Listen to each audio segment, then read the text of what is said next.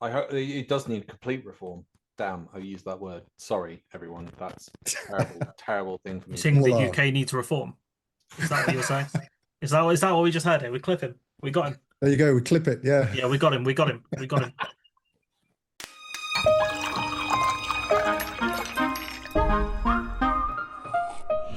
Welcome everyone to the Sunday Roast, and we've got some very special guests this week. Sergei Cristo, could you please introduce yourself to our lovely audience? Hello, I'm Sergei Cristo. I blew the whistle about the Russian government representative in London trying to channel Russian money into the Conservative Party in 2011, 2012, and was under the impression that the security services did not think it presented a huge threat to British national security.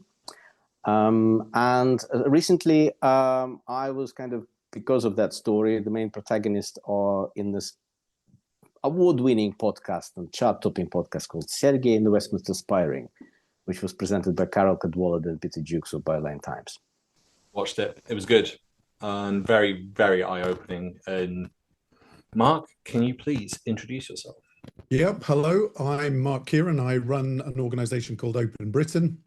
We're campaigning to make democracy work for everyone, not just the rich and powerful. And we have 5 strategic priorities, the first one of which is pushing back against authoritarian populism, which is why we're interested in the right wing and their connections with Russia and other ne'er-do-wells around the world. Well, it's an interesting week to start off with, isn't it? Because we've got Russian connections, Epstein connections, connected to the far right across the whole of Europe, MAGA. There was even a bit inside the Epstein files where Epstein met with a guy called Chris Paul, who runs Reddit. You guys aware of this fella? He doesn't run it anymore. But he's the one that sets up Reddit that then launches QAnon. And you're going, this is a crazy psyop. It almost puts the Russians into shame, Sergei. Like, this operation run by Epstein is insane. Like, I think Prime Minister for Slovakia resigned. Have you read about the Queen of Norway and what she's been doing? And if anyone in our audience is unaware, the Queen of Norway, 4 years after Epstein has been convicted of his crimes in Florida, reaches out to Epstein to ask whether or not it's appropriate to send naked pictures of girls to her son. And then we've got it in this email that her son, we're pretty sure it's the son that's now being charged with 38 different charges of sexual assault. And you're going, what is all of this? Would either of you like to have a stab at trying to explain this? I mean, I wouldn't want to have a go at explaining it, or certainly not defending it. But I do think it's one of the issues that we have to deal with. That's really, really strange behavior from somebody of such social stature in that country that you would expect them to behave in a different way. You look at what Mandelson was saying on those communications. Again, I've worked in at the heart of government. I've worked in the Cabinet Office. I've worked inside Parliament. And I'm astonished that anybody would give that information out in such a free way. And, allowing yourself to be photographed in your underwear in the presence of a woman in what looks like a bedroom, I think. I just don't know how that happens. I just don't know. But amongst all that madness, you have to try and sort of drill down. And is there something of substance that you can actually take from it? And I think that the thing that I take right across the piece is that there does seem to be a category of people around the world who do appear to operate in a world that isn't the same world that I work in, that I live in. They don't seem to have the same regard for the values, the propriety, any of those things, the fear of being caught. They seem to have a feeling of impunity. And I think we're starting to see that come out of the Epstein files and a few other things. And so there's all the sort of madness on one side, but I do think that's the kind of thing which might just shift the window in terms of how ordinary people view the power structures in our country. That the people that take at face value, if the government tells you something, it must be true. That sort of age-old British deference. I think this is going to have an effect on all of that.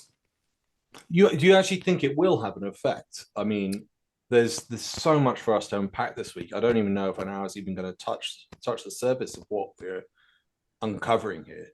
Yeah, I mean, it's impossible to say it will, but I think it's certainly got the opportunity for doing that.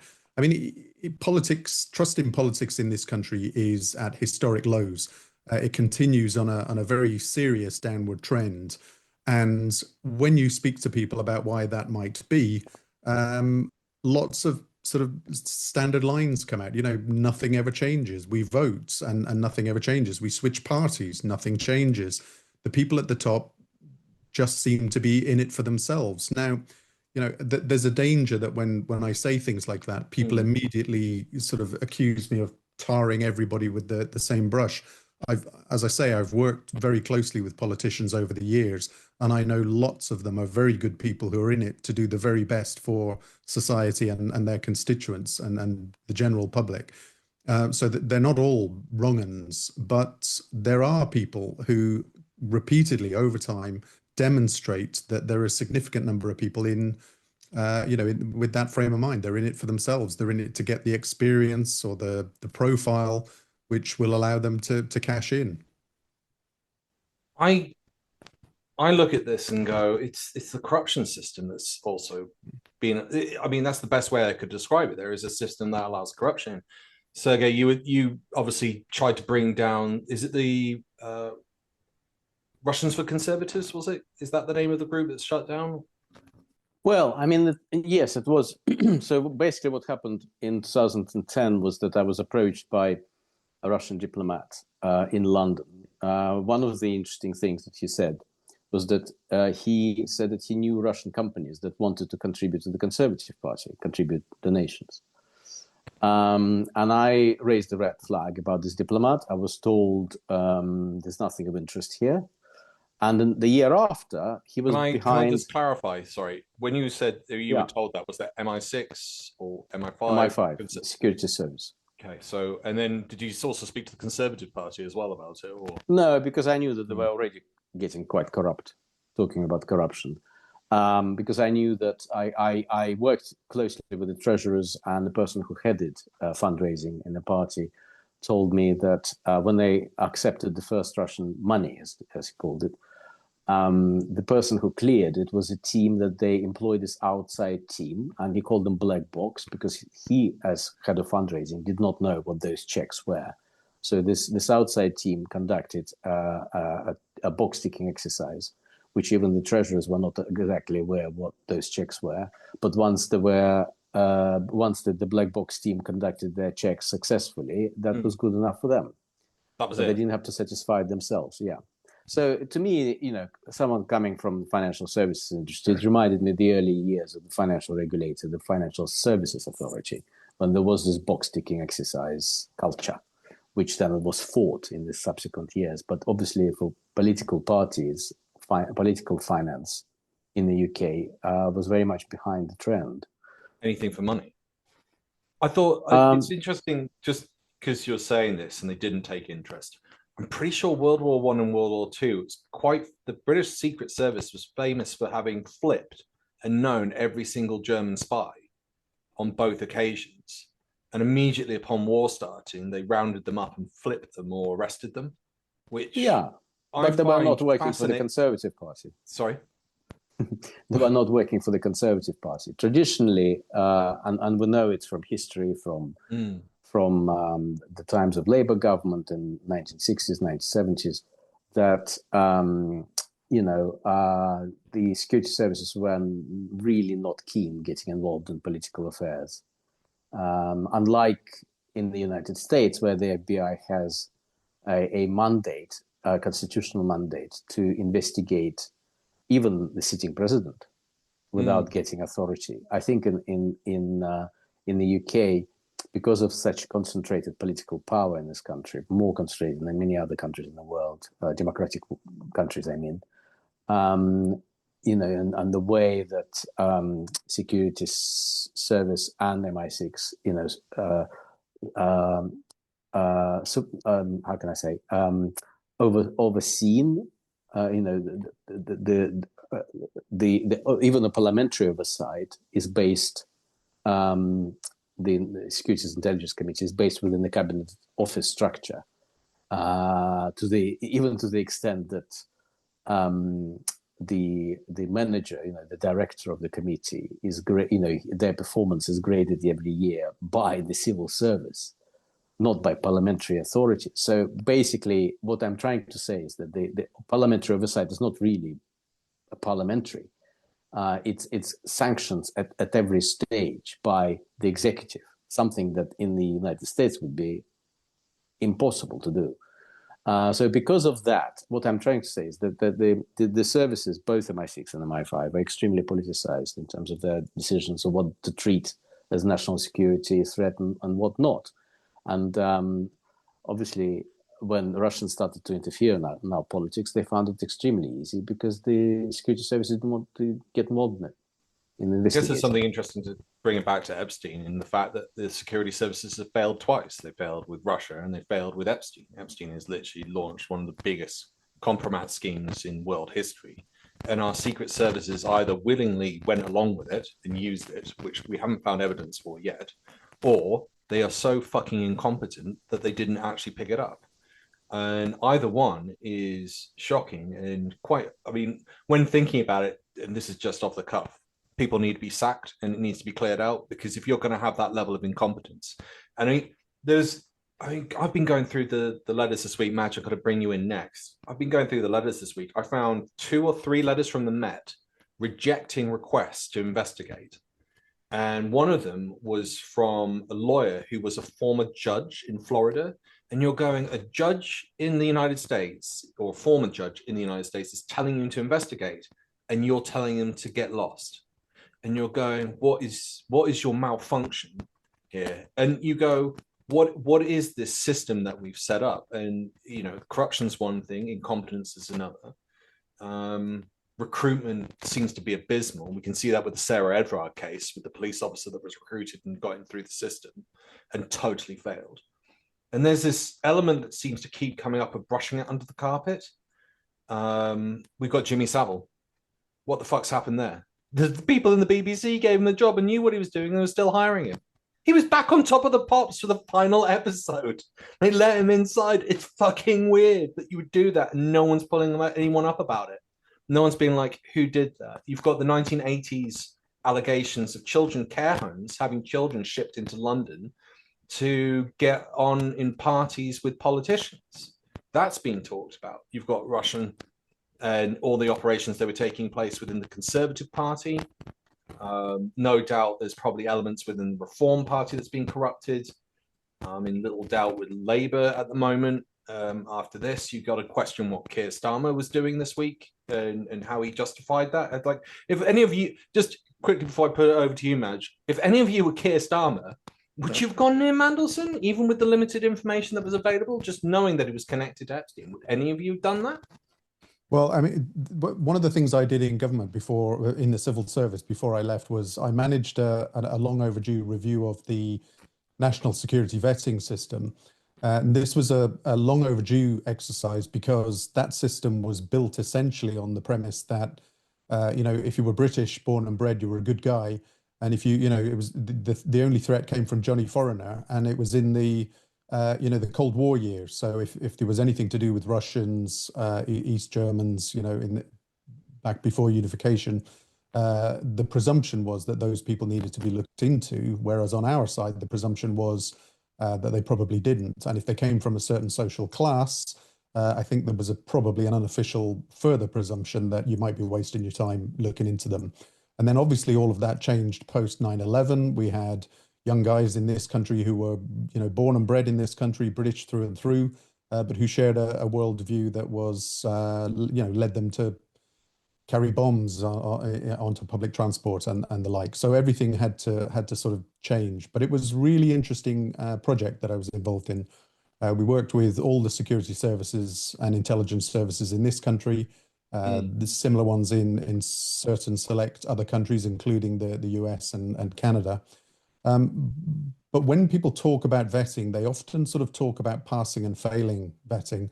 And that's a mischaracterization, actually. Okay. What you're doing is identifying risks and then working out whether those risks are tolerable and manageable.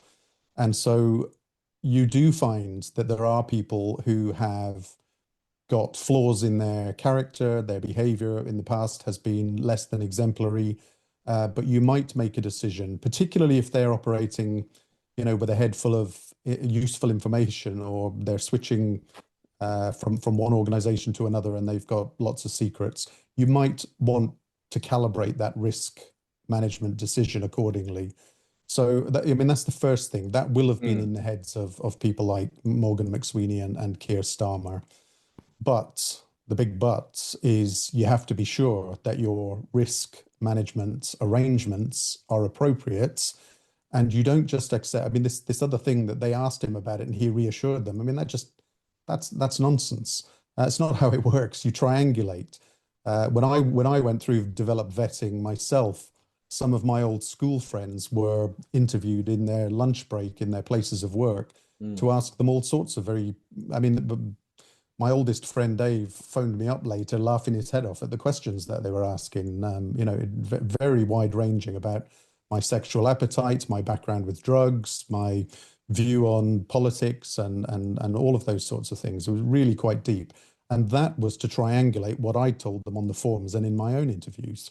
And what they're trying to do is identify where I haven't been open about things, because that might mean that I'm vulnerable to being pressurized by bad actors. And that's what turns into the risk to national security. So all of those things will have been done. Mandelson will have been interviewed. He's a certain kind of person who will have been able to handle a probing interview very well, I'm sure.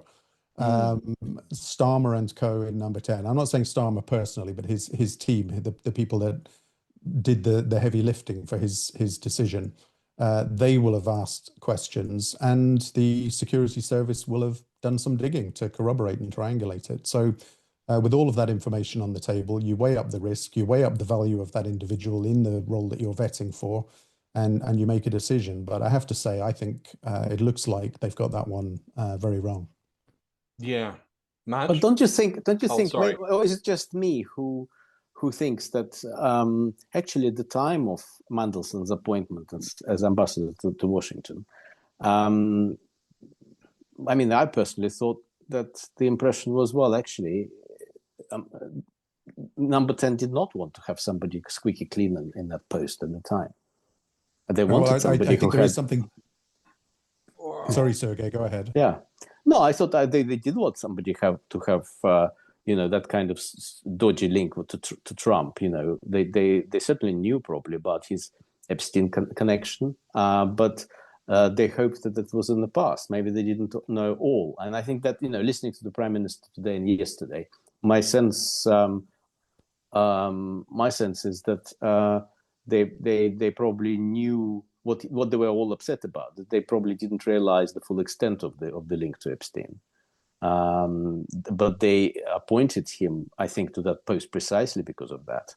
They wouldn't want to have somebody who didn't have the sort of dodge. And also the fact that, as we know from Mandelson's history, he hasn't been squeakily clean himself in his financial dealings.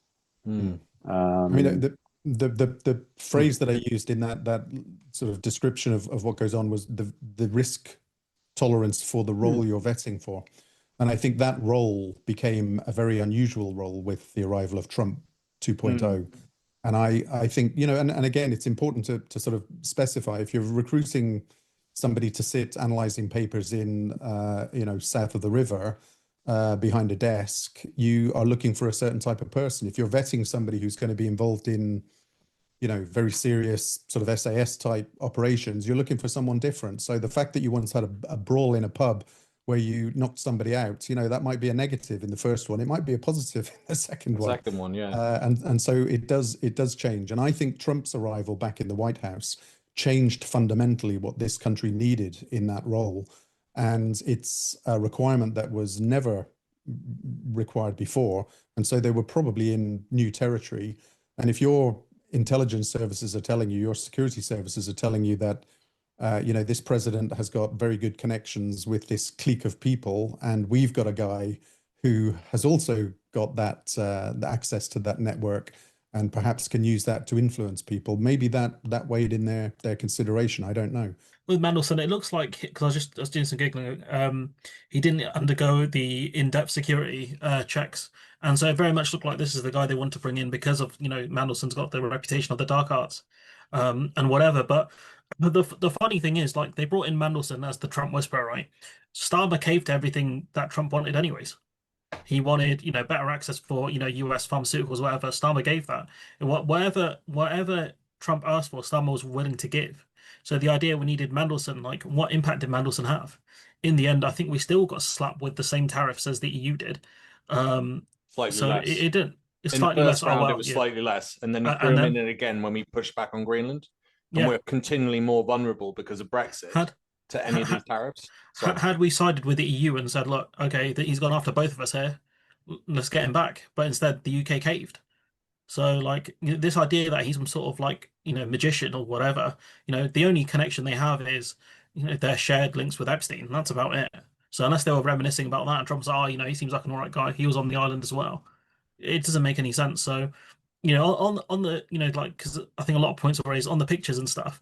I don't know half of them knew those pictures were being taken. When you look at Prince, I call him Prince Andrew. When you look at Andrew's face on the one where you can see him directly looking in the camera, he looked well surprised to see it. And the one with Mandelson, he's on the other side of the room. He's not seeing the camera at all. So I've got a feeling that a lot of those pictures were taken without them being fully aware of it. And they thought they were rich and powerful enough that, Epstein wouldn't backstab them because they were friends of his. So yeah, when you look at Mandelson, like, there's a lot more coverage about him by the media, which is pretty funny considering the media rehabilitated his image anyways. Yeah, no, I wouldn't have gone anywhere near Mandelson, to be honest with you, because of anyone with any connections to Epstein is tainted. Why did you go to his island? it's a bit odd to believe that no one else in the country could do as good a job as The thing is, Mandelson. And I from what I find that heard- interesting in terms of if you wanted to get on the good side of Donald Trump. Is it beyond realm of doubt that someone else couldn't have done that job as well? And it's, as you said, is it part of that clique? And that's what it seems to always come back to, that clique that gives you sort of, it's almost like it's like the Freemasons, like the Stonemasons. If they wanted that special handshake. Yeah, if Oh, they you wanted went to the the Trump island. whisperer, I went to the island. Go on. if they wanted a real Trump whisperer, they should have just got Farage in. If he's like, I don't care about morals, and I'm going to put in a guy who's got these links, right? And Farage is less toxic than that. Let's be serious now. Like, if the one thing that people in England especially make jokes about are nonsense. It's literally a whole joke. Like, they keep saying that. It's an accusation people make. Imagine you've got a guy whose best friend was that. He got put in prison for that. How often do you have a rich guy getting put in prison for that kind of stuff? It's very rare. And Epstein got done with it. He got done for it. Yeah. I don't think we'll see Andrew in jail. No, but what I'm saying is, imagine he's in a special class system. He can't be put in. Imagine you're like what Epstein's he was a multi-millionaire at the time, right? Massive connections, right, to the point where he managed to bully the state's AG, right? He still got put in prison. Like, that's how bad his situation was. He still got put in prison. So, like, imagine, like, you're hanging out with that guy, really? The guy who's so rich still couldn't get out of it. So yeah, like, the whole Mandelson thing is, like, I've seen people make defenses of it, of it saved jobs, whatever. There's bullshit. There's no proof of that. Apparently, the ambassador we had at the time was more than capable of doing that job and had a lot more experience. Anyways, they wanted Mandelson in because he's a Blair era guy. Because Starmer only goes back to Blair era politics, and Mandelson was a guy who was so toxic that Blair didn't want him around half the time. He kept firing him. So it's just really silly of Starmer, but given the fact that Mandelson apparently taught Morgan McSweeney the dark arts as well, it's not a surprise he brought in his mentor. I think it makes me think that maybe you're not ready to be for a dirty business of politics. What? And appointing ambassador, I think it's more like it's like putting in an agent. If you want an agent to target a specific individual, you look for a fit, you look for an appeal. So who would appeal to Trump? I've got someone. I would have put the only person who got in the tundra out of the whole of the UK was Glassman. And Vance and Bannon both apparently pointed to him in the inauguration, going, he's the guy. So that would have been your in, because you would have had the ear of two of Trump's major. If you were gonna, maybe they did go to Glassman and he refused. We don't know. We're never gonna know. But if there was someone else, I go. But Glassman wasn't on the straight island. Off the top of my head. Go on, say it again. But Glassman wasn't on the island. So if you have somebody who always can have a wink, well, I know a bit more about you than you think. Oh, could he? That gives you an edge. He's going to say, I know you have a secret, because I also have a secret. But also there is a Russian connection. So apart from, we know what Trump's alleged Russian connections are. And there is also obviously Epstein, his Russian connections through Robert Maxwell, because apparently he met Ghislaine Maxwell, Epstein, through her father, not the other way around, because Maxwell, who didn't have a particularly good, successful business model, as we know in the end, always looking on, always on the lookout for ways to earn cash. Rumor has it that he was looking for someone or help in laundering Soviet cash just after the collapse of the Soviet Union through various offshore markets. And apparently Epstein, who serviced dictators, that was his job after leaving his financial firm, the bank that he worked for he left in late 1980s, and then he went to establish his own business. So he had that Russian connection long before, today's accusations about his links to the Russian intelligence. So that was the background, his story. But then we have Mandelson, who has his own Russian connection through Deripaska. And Deripaska, as we know, so he met Deripaska in 2005. I think he was at the time, he was some sort of trade role, wasn't he? He was, in 2005, because he was talking to Deripaska about trade and investment. He, in fact, went to Moscow. I think, now you probably can look it up. But in 2016, just before the election of Trump, before those American elections, Deripaska was caught by an investigation by Navalny on a yacht near Finland with this prostitute who happened to take videos and post them online. And then from those videos, they realized that the person who was with Deripaska, also in the company of various prostitutes, was Sergei Prihodko. So Sergei Prihodko was deputy prime minister in charge of foreign affairs. He is actually the person who runs foreign policy. It's not Lavrov, not the foreign minister, but it's Prihodko who has also directs the intelligence services. And Prihodko was in charge of the Russian operation to interfere in the American election and help Trump. We know this also because Deripaska was subsequently sanctioned because of his interference in American politics. And also, he was the person who had link to Manafort. And Manafort, as we know, passed their own in-house secret polling data, Republicans' polling data, to the Russians, which allegedly helped GRU, the military intelligence, to fine-tune their online interference, all the bots, etc. activity, according to what the polling data said, what were the, what each of the segments of voters thought, where the vulnerabilities were, etc. So like a version of Cambridge Analytica. Yeah, so he dealt with this guy called Konstantin Klimnik, the Manafort's associate, who then, talked to the people associated with with Deripaska, and then Deripaska passed it on to the GRU. But Deripaska's connections with intelligence services, is something that you can read a lot about it online. And this is the person who was also on the yacht. Now, I think it was in 2008, wasn't it? So it was Mandelson, Deripaska, and the former, the Chancellor of Czech under Cameron. Osborne, yeah.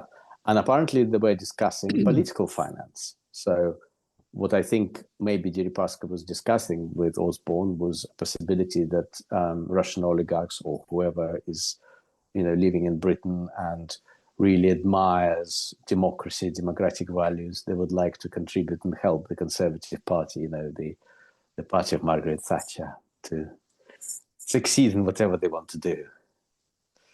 And obviously Mandelson was there, so he was a friend of Deripaska. And I think another point, maybe last point on this, I wanted to make. I mean, listen carefully to Mandelson's accent. It's very developed. It's not his. I don't think he spoke like that when he was a boy. He found himself because of his position in New Labour near very rich people, and I don't think he's ever himself, been a wealthy man. He started off in his career as a television exec, as somebody working in television. Then he became a in-house PR person for the Labour Party, and even as a cabinet minister, those kind of salaries. It's not like you owing large equity stakes in companies and getting your money from that. I don't think he's ever really been interested in kind of making money through, or maybe didn't really know how to do it. And so he was, I think, naturally, psychologically drawn to people with money, and the kind of schemes that would make him, either he could borrow money or make money. I mean, obviously, I can't make this allegation because I don't know the details of whether it's true, but it's just, to me, in terms of Mandelson's profile, it looks to me that, he was that kind of person. And it's surprising that his corruptibility or potential to be corrupted wasn't really flagged. Not just during his appointment as ambassador, but his previous government appointments as well. As Madge said, I don't want to. Sorry, Mark. I was just going to reiterate what Madge had said, that he'd been fired from a number of positions whilst in Labour. Go ahead, Mark. No, I was just going to say, Madge said that. I think he was reluctantly fired from those positions, actually, because I don't know. I mean, you guys are younger than me, but Mandelson, of course, was one of the very small number of key figures who managed to transform the Labour Party into New Labour. People often talk about him as being a key player in New Labour. Actually, he was one of the people that created it and managed that process, which most people thought would be impossible in order to make Labour electable in 1997. And so, he has got almost hero status from the people in the Labour Party who fall on that side of the, in that bit of the Labour Party. And then actually when he was in government, actually he was a very effective operator, behind the scenes and getting things done, being able to message things correctly. He was good. And this will sort of get lost in all the noise. And I'm not saying it justifies anything, don't get me wrong, but there will be a whole group of people in and around Labour and government circles who will say this is a guy who knows how to get shit done. And I think that's where some of that sort of motivation might have come from. The point Sergei makes about his apparent, he just seems to be hypnotized by people with money is a very serious issue. I mean, I heard Rory Stewart on their podcast earlier today saying, maybe the answer is to pay MPs a significant amount more in their salaries and their pensions so that they're not tempted by these things. I'd say perhaps just elect people whose heads aren't turned quite so much by the paltry salary of an MP, which is what, £90,000 a year, is it? Wouldn't it be interesting if you could do a psychological evaluation inside a political party before you put them forward as an MP to make sure that they're not a psychopath? Well, unfortunately, you're joking about that, but actually the personality types that make it to those positions, these people didn't just sort of rock up and walk through the door and become MPs. They fought tooth and nail at many different levels to get the opportunity to stand as a candidate before they then get elected by the people.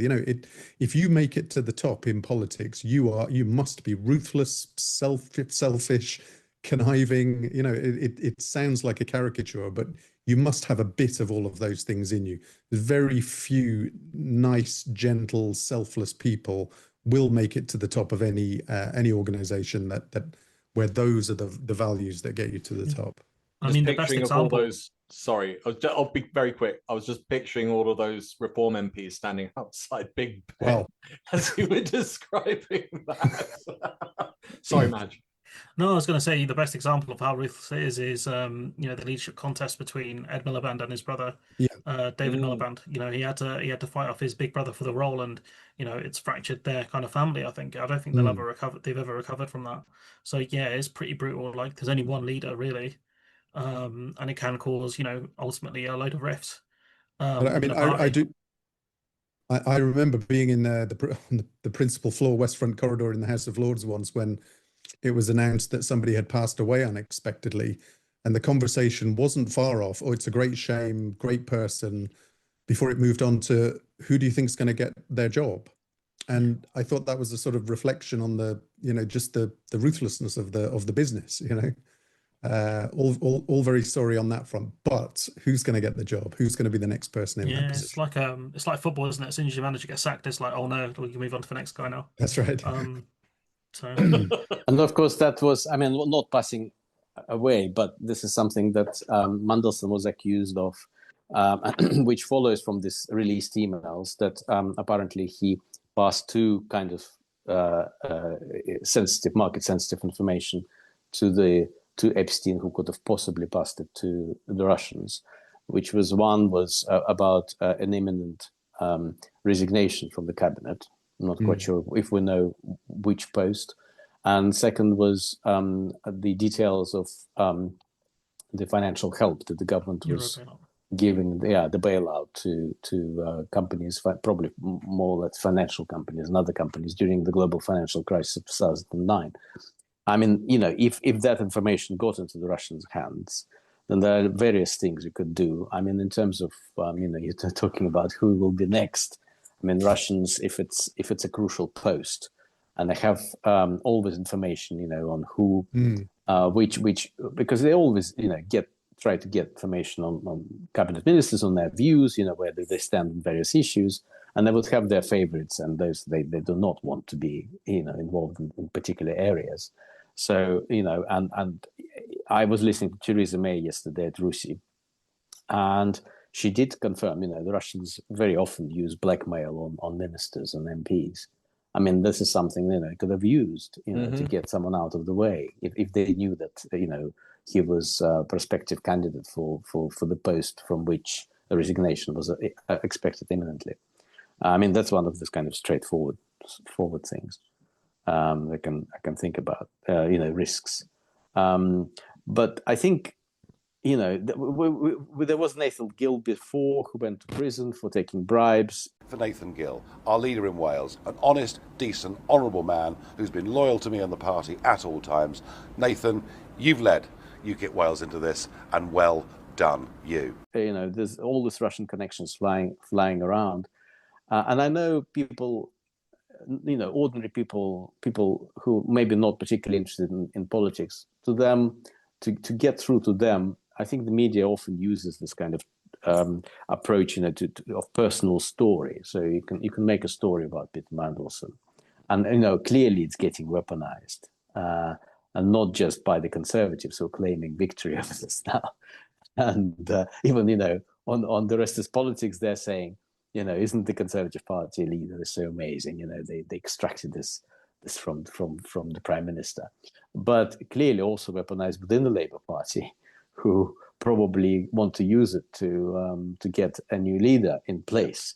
I mean, if I was Keir Starmer, I would actually turn the table round on them pretty quickly, because I mean, the trouble with Mandelson was that being a Labour Party, having Labour Party in power at the time of this appointment, there wasn't much choice. Who would use, who would you have of senior Labour figures who had Russian connection, could have been connected with Trump, have something, to do with American populists on the right. Who could? I mean, Mandelson was probably just the only person. If there was conservatives in power, there probably would be quite a few people they could have appointed. I mean, the Reform, they could have probably appointed anybody. So I think, for Keir Starmer now, probably the most masterful thing I could suggest.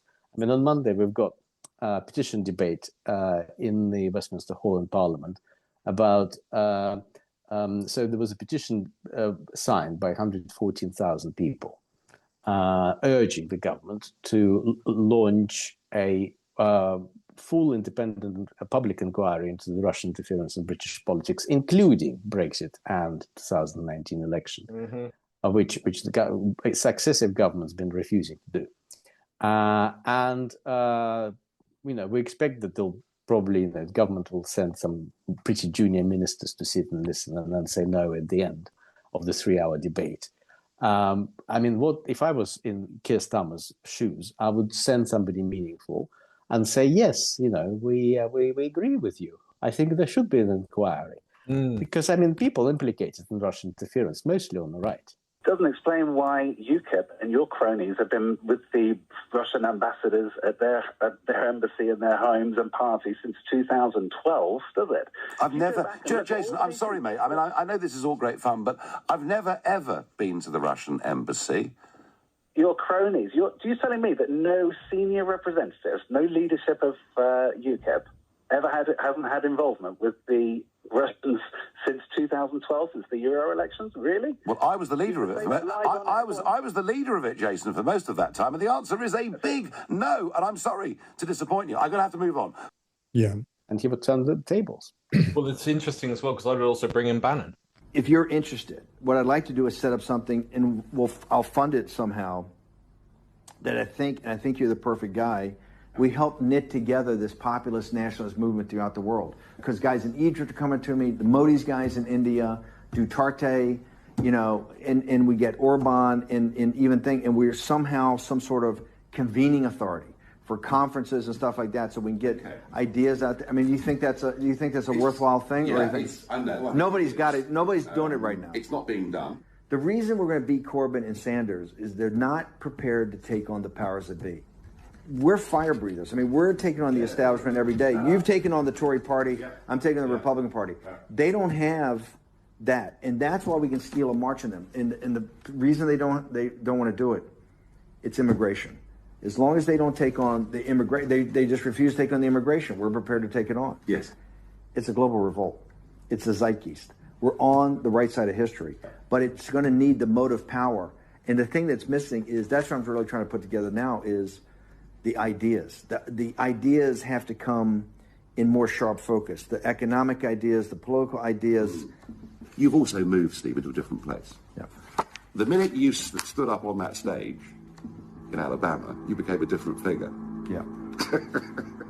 You're in a different place now. You're not just fixing stuff and operating behind the scenes and making it happen. Yeah. You're now the face of it. Well done, Bannon. Well done, Breitbart. You helped with this hugely.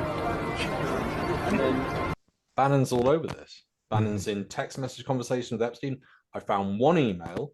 Weirdly, they'd taken out Epstein's name but kept Bannon's, which is bizarre. And the reason we were able to verify that is because the document turned up elsewhere and had Epstein's name on it. So you're going, this is insane. And Bannon's I was just going to say, Bannon is the genius of Bannon, if there is one, is that he brought some of the mechanisms at play in the sort of business finance world into the political world.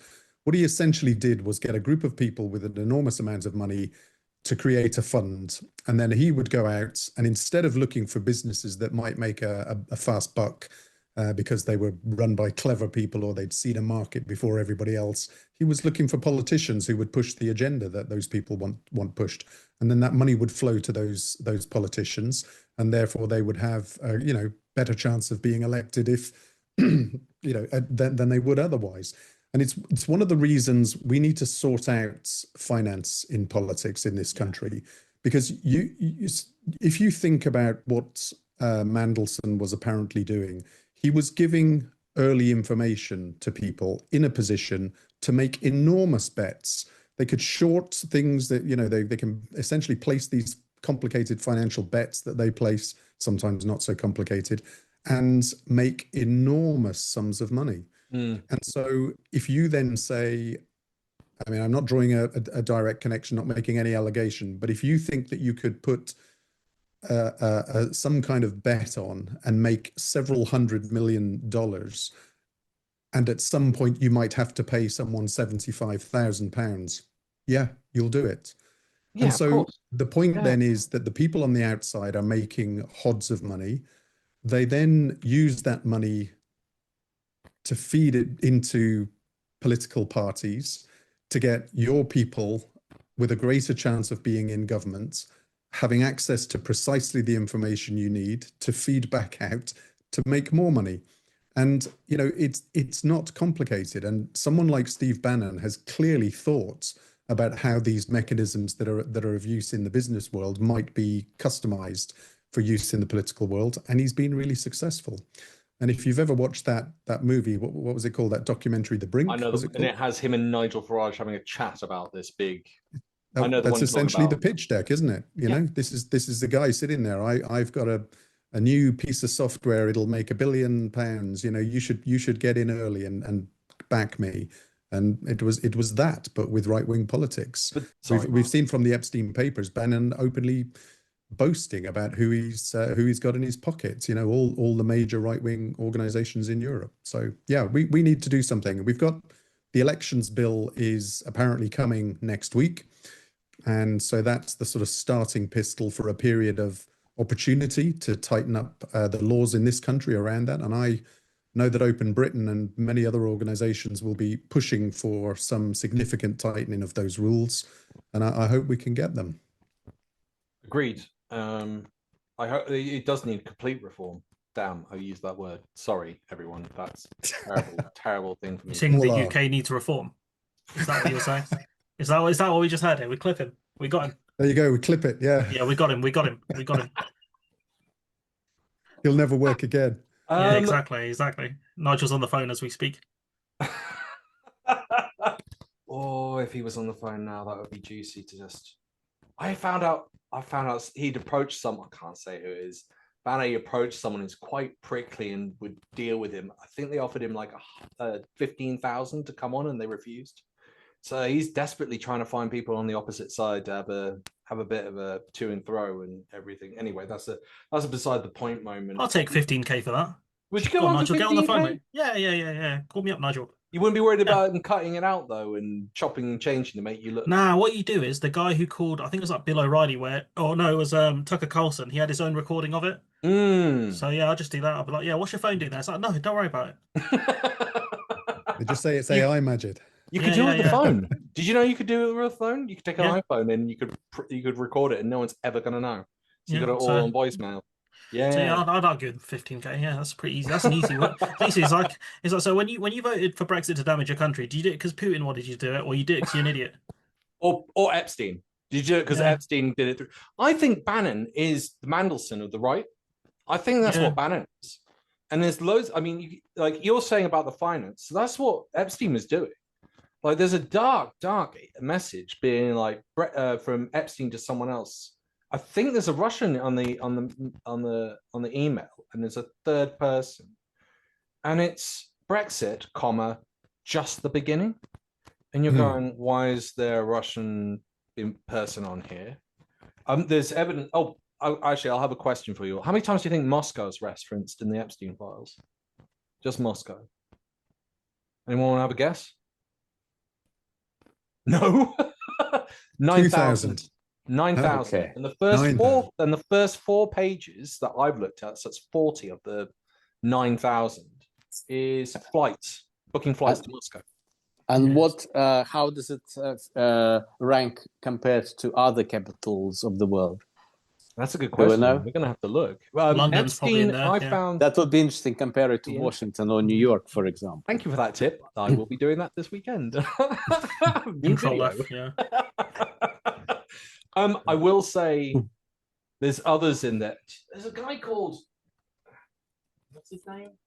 There's one of Jeffrey trying to buy a penthouse in Moscow. Doronin, 450 square meter penthouse flat. Apparently he's like linked into Putin, but I mean, who isn't if you're making a lot of money? Capital Group, apparently. That's what they're called, the Capital Group. I'll tell you what's nuts about Epstein as well. It's like he got the inside information about, the Euro bailout, and he passed that on. He got the inside information about, Labour doing the banker's tax and how to combat it. He's also involved in the games industry. Do you guys know about this? No. He was trying to get kids hooked on microtransactions. So you know how they pay for stuff, right? Like skins or whatever, right? He was advising on getting that into games, saying he wanted kids into that economy. And it's like this guy was being asked so many questions about so many different topics. Which is nuts. When he had no real, he didn't have like a really good education or anything like that. So somehow he was in so many different orbits. Because he would trade information. I think that's what they were saying on, I can't remember which one. It's like the New Statesman podcast, I think. That they saw Epstein as a guy who traded favors and blackmail for information. So it is kind of like crazy how involved he is in so many different industries. Peter Thiel. That's where the electronics comes in there's it's Barack, isn't it? Yeah, the former the Prime Minister of Israel that he managed to get involved, which is also crazy. He basically in the emails set up Peter Thiel with Barack to create that software piece that allows them to track all the people in Gaza. It wouldn't surprise me if Thiel was also involved in Cambridge Analytica at some level. It's something to look at. Cambridge Analytica does turn up on this, but not that much. The other thing is what they're using with ICE. You see that creepy, did anyone see that creepy bit where that guy was going up to one of the American protesters saying, I've taken your car reg and it's now on a database and we're going to be tracking you. Not illegal to record. Exactly. Yeah. That's what we're doing. Yeah, why are you taking my information down? Because we have a nice little database. Oh, good. And now you're considered a domestic terrorist. So We're videotaping you? Are you crazy? Anyone catch that? Didn't see it, but it doesn't surprise me. I mean, the rumor is it's Thiel's database. So they've taken what they've used in Gaza and then they've now applied it to American citizens, which they're then using to tracking the protesters. I mean, there's a term for that, imperial. I think it's imperial boomerang, where the stuff, the tactics they use in the colonies and things like that, they'll bring back home. Yeah. And so they battle test the software abroad and they bring it back home. And so I think that guy, they'll probably will keep tabs on him, on where he's going and who he's talking to. There was even chat. I think it was Bannon talking about putting ICE outside voting booths. Yeah. And you're going, what in? But not to intimidate lawful voters, just to make sure that foreigners with no right to vote, just only for that. The voting fraud, to make sure there can be no voting fraud. Exactly. Yeah. I heard from a friend. I heard from a friend who has kids in school in New York that school kids are being advised to bring their identification with them every day in case ICE raids school. Oh, I'm sorry. You got basically secret police and people asking for papers. That reminds me of a certain German government. German, yeah. It's the Hitler government. Yeah, I've compared it to the SA. There's even a case. It was in Potemkin where 5 SA guys charged into a man's house and killed him in front of his mother. And then it goes to trial, and the trial's pretty much like he's guilty. They're guilty. The 5 are guilty. It's just a case of do you give him the death penalty or do you put him in jail for life? And there's a bit of political pressure because Hitler's in the furore of all of this. because he's risen to quite an extensive bit of power at this point. And so they go for the life sentence. And then, so despite murdering someone in front of their mother, as soon as Hitler gets in, he pardons them. It's like, where have we heard that recently? All of January 6th. Like, if you did that in the US, you'd probably get, if you're an ICE agent, you'd probably get a promotion for that. But then it's, exactly. You probably are going to get a promotion for, well, you say that, Bonvino and Christy Nome, both have been, but this is what I was saying last week. It's a cult of personality. You're just devoted to him, but that's not even good enough. Because if you somehow go over the mark, it doesn't matter. You're going to get demoted because it's not about the rules. I even made the analogy. It's loyalty, it's loyalty to the end. That's what he wants. It's, you know, I'm going to screw you over so many times, but you better not stab me in the back. You know, that's why he was mad at Mike Pence, because Mike Pence, you know, in the end, did the right thing, and that's why he hated him. And so when they were chanting "Hang Mike Pence," he didn't say shit about it. I'm really surprised that Mike Pence never punched him in the face when he saw him again. Like, I mean, I'm sure there's a bunch of Secret Service guys who'd be like, you know, who'd shoot him pretty quickly if he got that close. No, he was in the church. Remember, his wife refused to shake hands with Trump. She didn't acknowledge him when he came in. It was for the funeral of Jimmy Carter. And she stands there and she just doesn't want to acknowledge him. And Pence reaches his freaking hand out. It's like the guy tried to kill you. They had gallows outside and he's paying out text, take him out. And then the crowd are repeating what's said in that text. Yeah, but on those microphones guys with gallows nearby. And you go shake his hand. Like, as much as those guys talk about alpha males and stuff like that, right? They are the biggest, you know, groups of, you know, we're going to surround this guy and wherever he says goes. It doesn't matter how much he bullies me. I mean, Ted Cruz bloody phone banked for the guy when he called his dad the Zodiac Killer, and he called his wife ugly. Like, these guys are.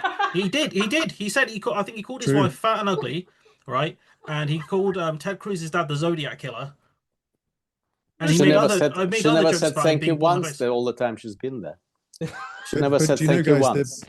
The thing that worries me about all this is not just that it's crazy. It's that if you run a regime and with a culture that requires people to argue essentially that black is white and white is black in the way that Kirsty Noem has been doing about the ICE agent in Minneapolis, you know, we've seen it again and again. At some point, they're going to realize that when the pendulum swings back and the Democrats are in power, these people are going to be facing not just discomfort of some description, but actually some very serious consequences. And I think that's where I get worried about the decisions that might be made in the run-up to future elections, future presidential elections, because there will be an enormous number of people who have an enormous amount to lose by having an election which looks like an inevitable swing back to the Democrats. I don't think that will happen because under Obama, he did not go after any of the Bush, the Bush era goons who did the illegal war in Iraq and, other, the bankers and things like that. I think they will feel like there will be retaliation. And that's why they will hold on to a dear life. I think they will feel as if something bad is going to come their way. But, Biden didn't do much to, the Trump goons under, term one. And that's where they had Jan Sith was, Trump just at the end of Trump's first term, wasn't it? And so a lot of the kind of, Josh Hawley, the guys who kind of encouraged it, nothing happened to them. Yeah. So if those guys were smart at the end, they would just let go. But, these guys are idiots. Will they want to take the risk? No. Yeah. I don't know who the Dems are going to put in, but, I doubt they're going to go after him because the thing that politicians, and how we were discussing the security services earlier, the thing they fear most is someone shining a torch on them.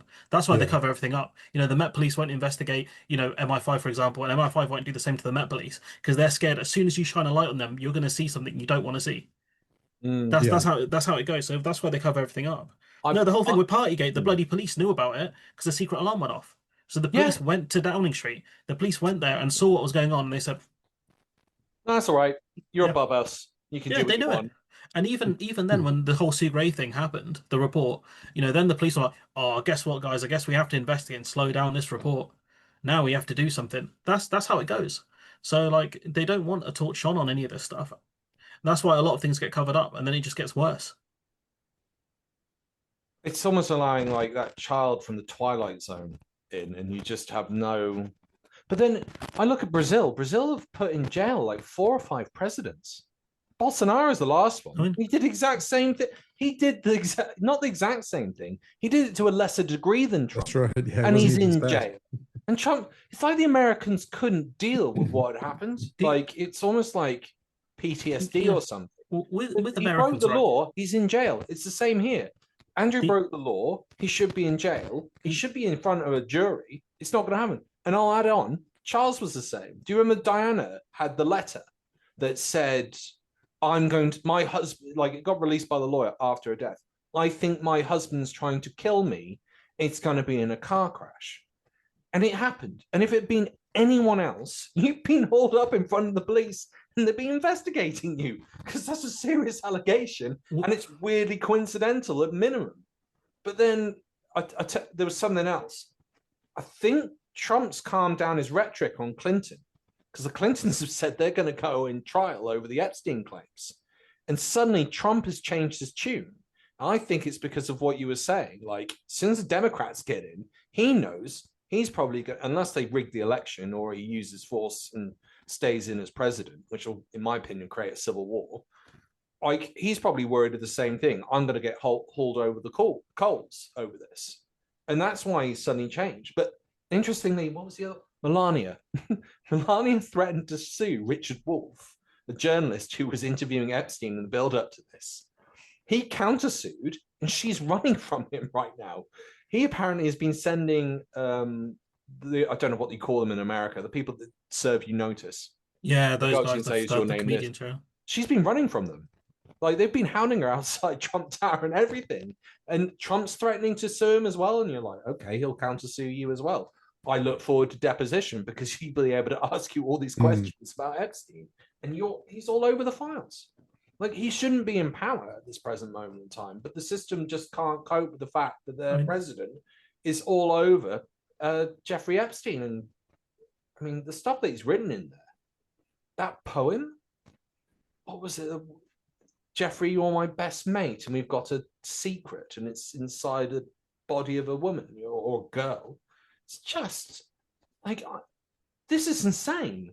We're literally living through the Twilight Zone. Sorry, I'm ranting a little bit. But Al, you're going to have to. Freaky. You're going to have to find something positive for us to finish on. We can't finish on this. I think either Trump's dead in about 6 months, or he's lost the midterms. It's one or the other. Those are my predictions. That'll make me very happy. I think the positive is in Texas. Go on, Madge. I think the positive is people are discussing this, and this is the biggest news story. And as much as Trump has tried to get rid of this story, short of invading Iran, he's not managed to do it. And in the UK, it's the same thing. You know, the UK, it's all over the media now. It's being discussed because the whole role of the monarchy will become under the microscope now. So this is, the only good thing that's come out of this is people are asking, what's the point of him? We give him so much money, and he's hanging out with, an international pedophile, probably the most notorious pedophile in the world.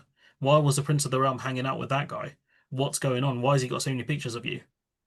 So I think that's the only positive, and I think that's going to be the end of the monarchy there, because as much as King Charles even has tried to kind of distance himself, I don't think it'll be enough, because they all knew what was happening. They used taxpayers' money to pay off, what was her name? Giuffre. Yeah. Yeah, taxpayers' money to pay off Giuffre. And you know what? I think if there's enough pressure from the public on Parliament to actually look at this stuff, and as soon as that statement comes out, they used the money, taxpayers' money, to pay off a victim of a pedophile. That's game.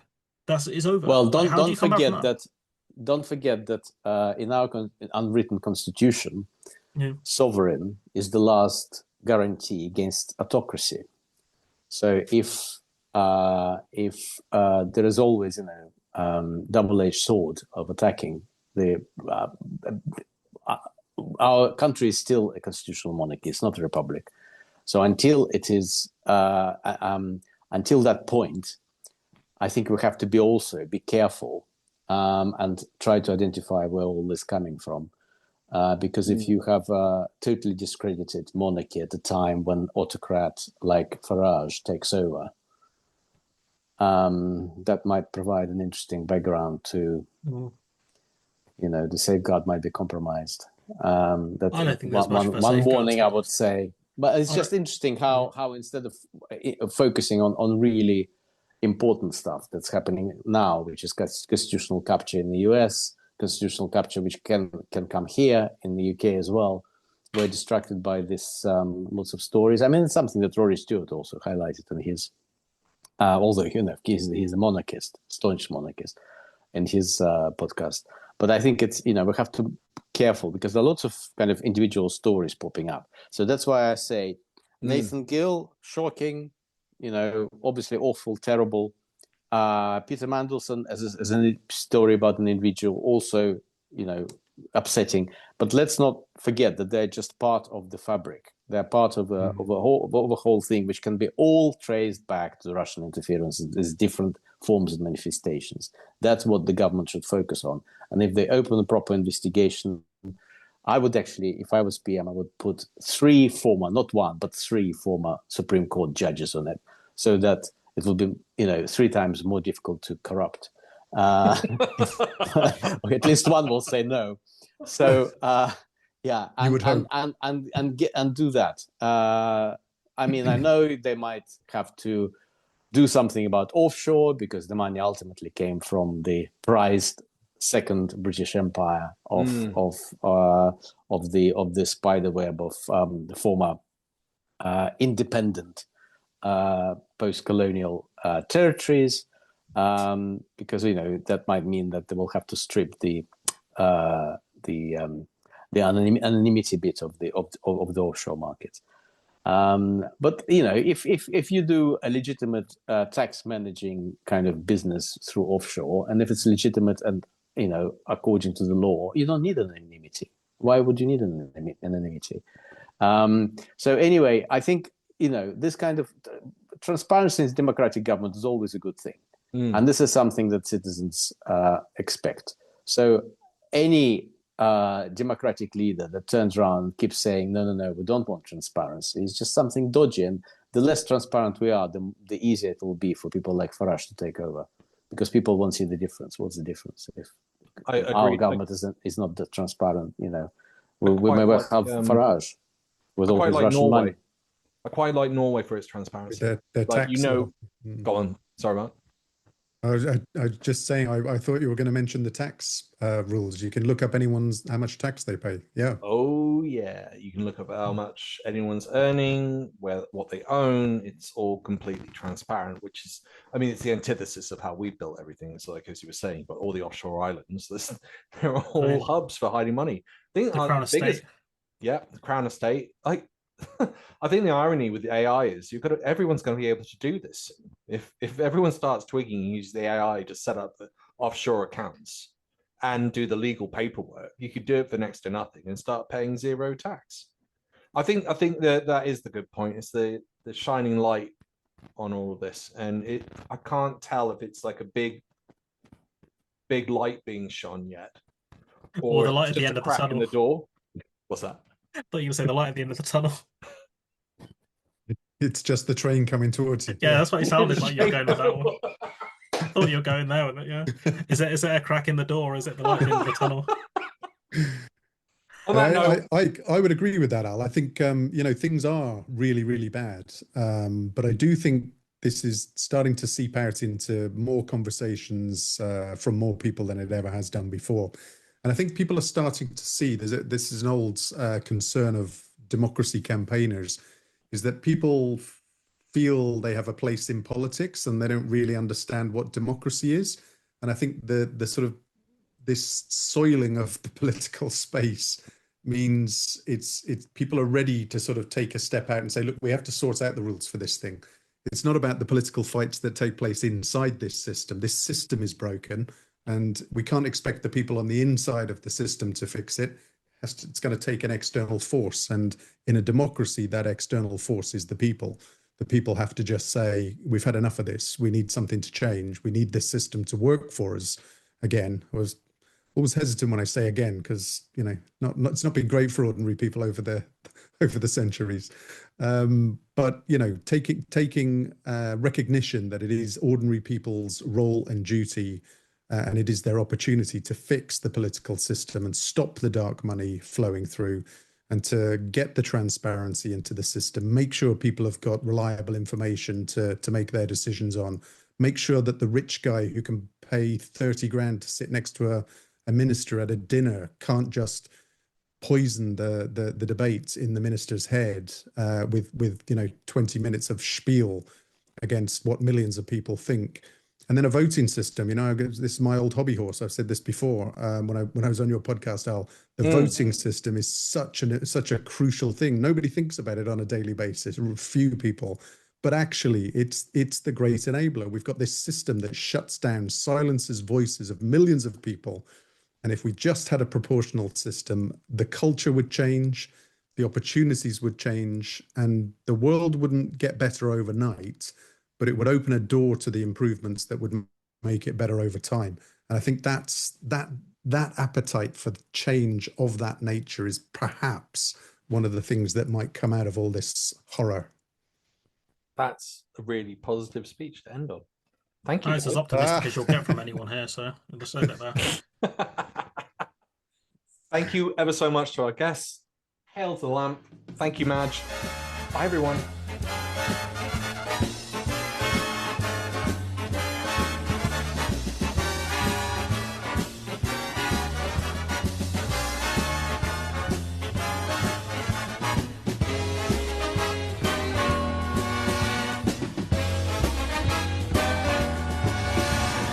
Tune in next week for another exciting story from the files of Police Squad.